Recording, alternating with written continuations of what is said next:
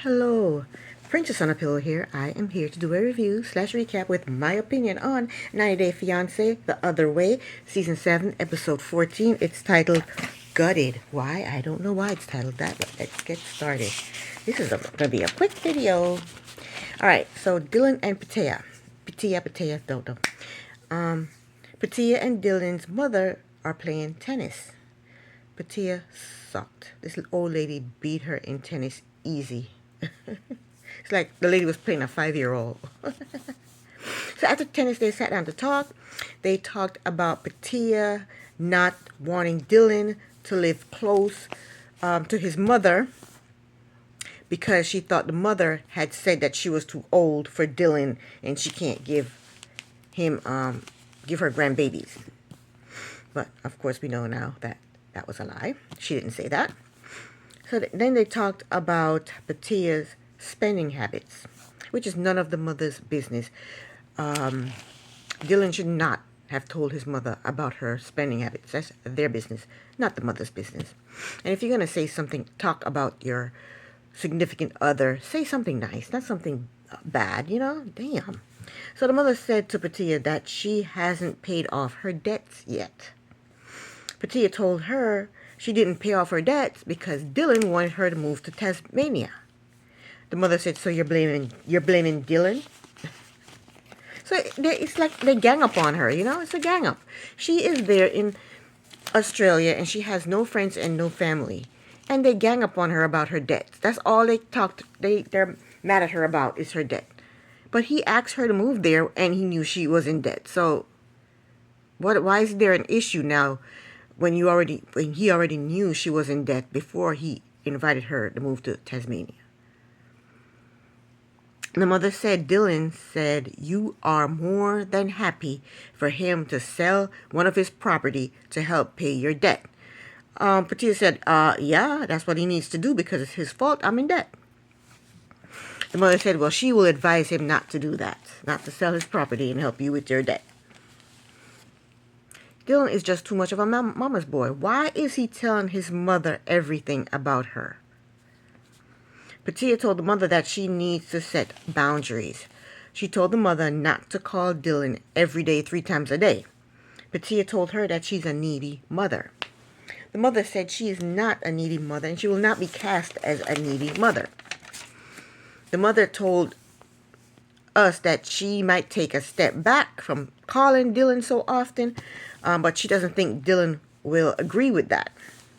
The mother told Patia that Dylan calls her as well, so she needs to talk to Dylan too. Excuse me. So next, Dylan picked up Patia from the tennis, and they're driving home. And Patia told Dylan that she told his mother not to call so much. Dylan did not like that. He didn't like it one damn bit. In his confessional, Dylan said he has a close relationship with his mother. Patia does not have a close relationship with her mother, so she doesn't understand their closeness. Then Dylan says to Patia, what if she dies? What does that have to do with her calling you? Why did he even say that? What does that have to do with her calling?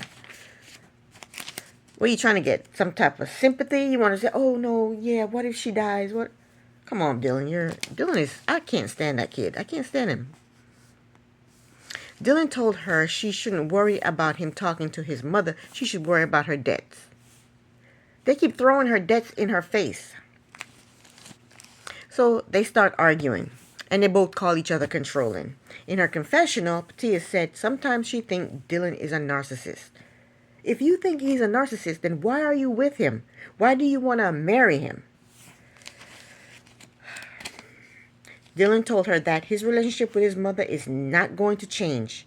Patia said in her confessional that there is something she needs to talk to Dylan about that may make things worse. And that was that. That's their episode.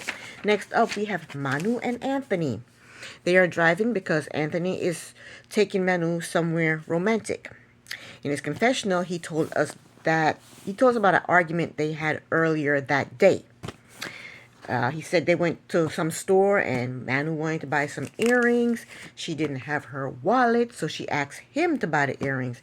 He didn't want her to have the earrings because he doesn't want her spending money because they have no money coming in. So he lied to her and told her that he didn't have his wallet either. When they left the store, he showed her that he did have his wallet. He's so stupid. Why did you do that? And then they argued about that. So now they're driving to somewhere romantic that he's taking her to, and they're arguing about that same thing that happened earlier. These two are exhausting. They're always arguing. They're constantly arguing. They need to just split up. Why would you want to be with someone you're arguing with constantly? I couldn't do it. So they get to this hotel, and it's a sex dungeon. Anthony put on his military uniform because Manu likes him in his military uniform, and then he swings on a pole. Then he strips. Then they get into the pool. And Manu was loving it. She was loving it. And you know what? I like a man that can swing on a pole. I mean, Anthony wasn't doing a good job, but I like to see a man swing on a pole. It's not just women can swing on a pole and look sexy. Men can swing on a pole and look sexy too. Not Anthony, but yeah. Next up, we have Chloe and Johnny. They went to meet with an immigration lawyer about domestic partnership papers. They found out that it's cheaper for them to get married instead of doing the domestic partnership. And with the domestic partnership, she needs to be in the States in order for them to do this domestic partnership thing. That's weird. And also, the marriage is quicker and did I say cheaper already? The marriage is quicker and cheaper. The domestic partnership costs about $600 or something like that, he said. But Johnny does not want to get married. He said marriage is a big step. I don't understand. He says marriage is a big step. So what does he plan on doing? Living with her forever? Just shacking up with her forever? Until he gets tired of her? He doesn't plan on ever marrying her? He said marriage is a big step. Well, her moving to Aruba was a big step. Chloe said her and Johnny will not survive a long distance because she doesn't trust him. If they do the domestic partnership thing, she would have to move back to the States. That's how the domestic partnership works. That's weird. I don't understand it, but that's what the lawyer said. She would have to be in the States to do that domestic partnership thing. And she said she can't trust him, so she can't leave him. Their relationship is not going to survive long distance. That's what she said. So the lawyer asked them about getting married. Johnny told the lawyer that they have only known each other for a year and marriage is a big step. He keeps saying marriage is a big step. Marriage is a big step. Well, moving to Aruba was a big step. Next, they go out to eat. After they done talking to the lawyer, they go out to eat. And Johnny told Chloe that he can't support her lifestyle of her going out constantly and drinking and going to dinners. And he can't support that lifestyle. So the only lifestyle he can support is her staying her ass at home and maybe knitting, crocheting, finding a hobby. I don't know. He told her he can't support her lifestyle. Chloe said she understood. She understood. She said she still want to have her martini nights or some mess like that, but she said she don't want to be going out all the time. Johnny told her he's ready to get married. When he was in the lawyer's office, he was saying, it's a big step, it's a big step. We've only known each other for a year, and it's a big step. Now, he's ready to get married. He's telling her he's ready to get married. He said he's ready to get married, but he doesn't know if she's ready because she's too young. She's so very young. And I don't understand. She's too young for you to marry her, but she's not too young for you to shack up with? Makes no sense to me whatsoever. He told her that he's afraid that when life gets hard, she'll leave. That's with anybody. Whether you're married to somebody, you both in the States and you marry somebody, they can decide, hey, I don't love you anymore and leave.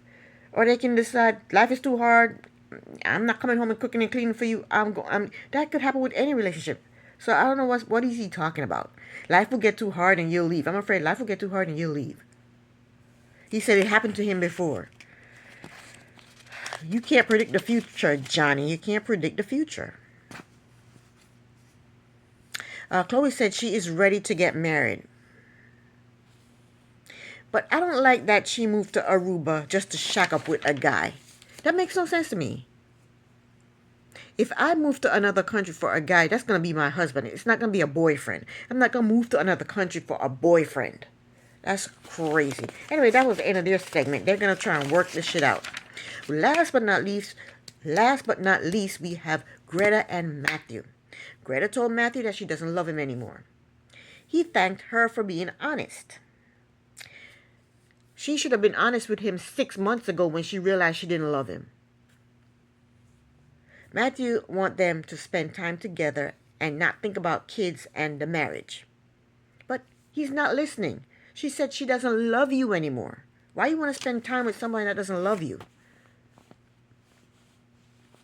Greta told him she wants to be alone. She's letting him know, look, it's over. I don't want to be here. I don't want to be with you. It's over. I don't love you. That's it. It's over. So she's told him, look, I want to be alone. But Matthew is fighting for his life. Matthew told her they've only been together with the camera crew.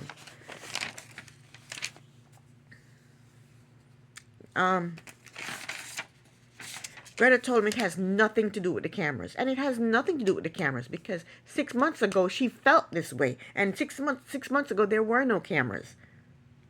But Matthew's not listening because she told him that 6 months ago this is how she felt. And he's not listening. 6 months ago, Matthew, there were no cameras, so it has nothing to do with the camera.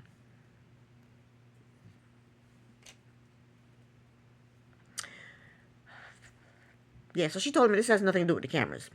In his confessional, Matthew said nothing could have prepared him for this.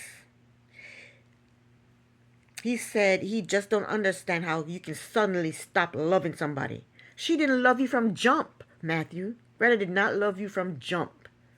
She didn't just all of a sudden stop loving you. She never loved you. So she took off the engagement ring and put it in his hand.